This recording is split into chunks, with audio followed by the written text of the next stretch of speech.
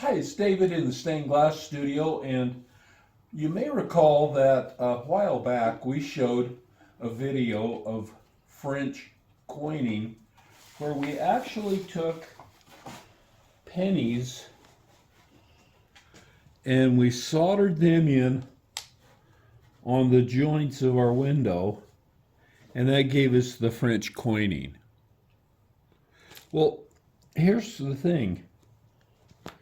We have a client who thought those were too big.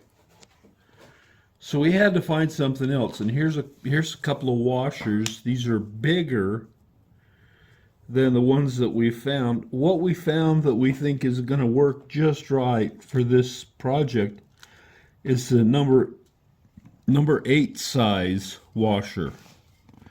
The number 8 size is about 15-30 seconds. And so they're pretty small, but they fit right over the joint of the intersection of the where the diamond fits together with the other diamond. And so I'm going to show you how we're going to solder that in. It just takes a little bit of flux. You got to make sure that you're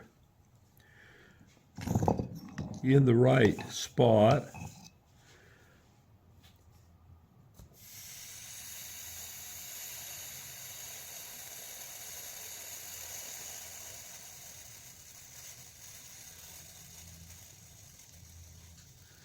They have to let it heat down.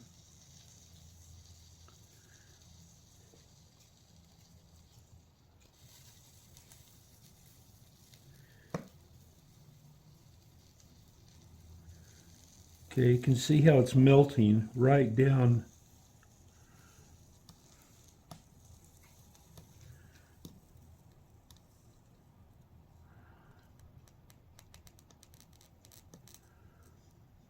And it filled the hole, and you can see that I've got solder now running right up to the joint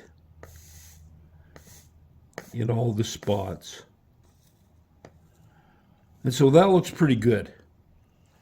And I have to do that on all of them. And once they're done on this side,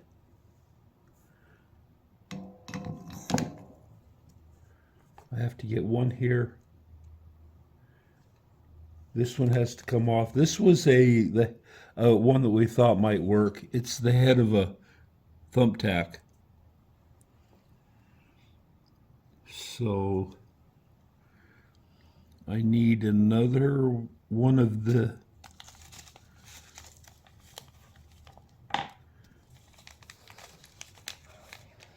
They didn't have anything, they didn't have boxes of them over at the hardware store, so we had to get a few bags. And the project that we're working on needs about 300 of them, so 287, I think. Anyhow, that'll take a little while to do that, and maybe we'll show you another video later where we finish up the whole big project too, because it's pretty neat. It's about 2 feet wide and about 5 feet tall, and it's for a half door that's going in a garage.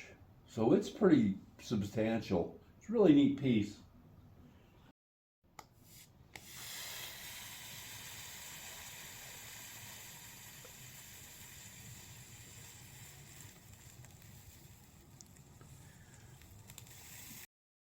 I am going to show you something super cool. It's called French coining.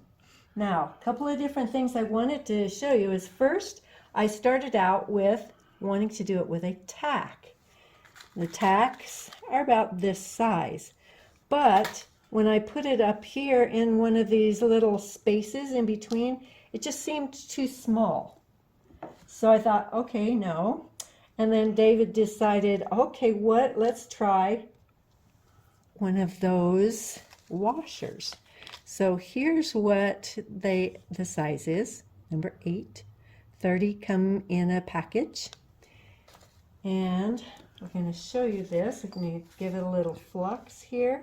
It does have a hole in the middle, so we're going to have to make sure to fill that. These are zinc, or are they galvanized, Jeannie?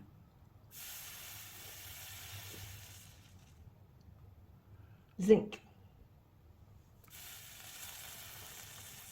Okay, we know zinc solders.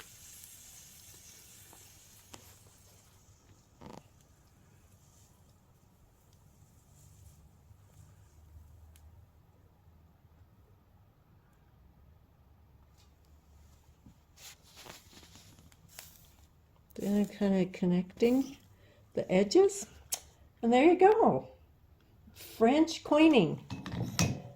And that's it. That's our magic moment for today.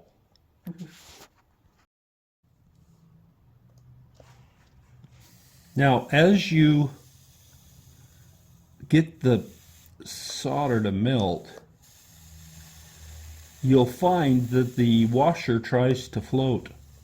It doesn't actually float, but it starts to move around on you. And so as it moves, you have to kind of control where it goes, because you want it to stay right there, the intersection.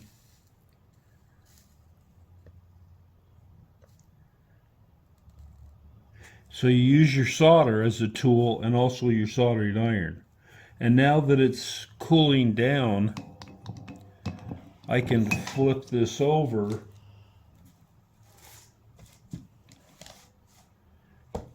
and we can do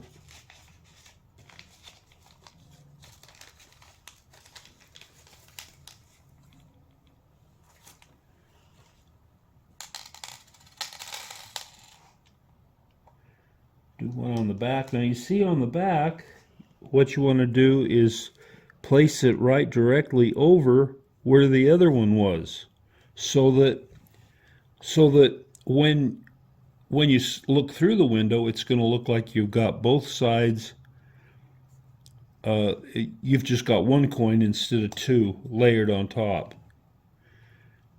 This is much easier with the washers than it is with the actual coins, because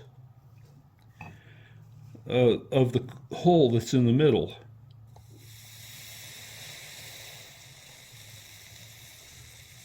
Boy, see how nice that just pops on there.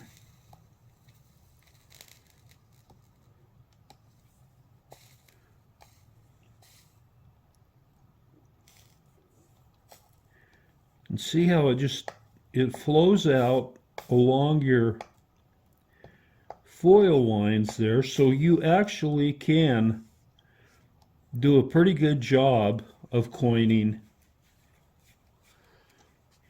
with without having to solder it in advance. So on this one, it needs to go that way a little bit.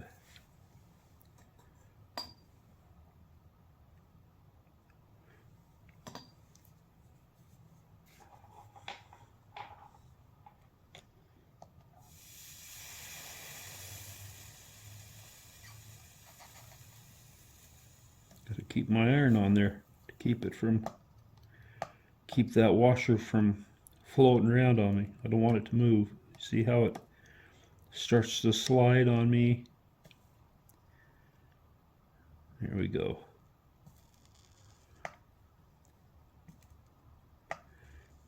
And this size, it makes it more difficult to make it perfect,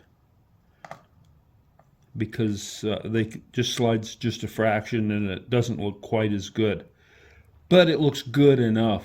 And we just love the uniformity of having an actual metal piece in there. We did some where we ground out holes and they didn't look good at all. So there you go. Okay. Okay, now you notice that we do not put any on the edge pieces, and that's because it doesn't make any sense.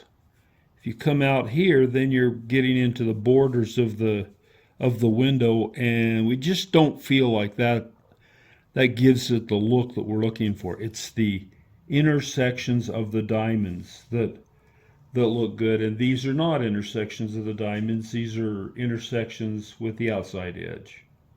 Of course, you know, you could argue that maybe this is one, but since we're going for uniformity, we just stick with these.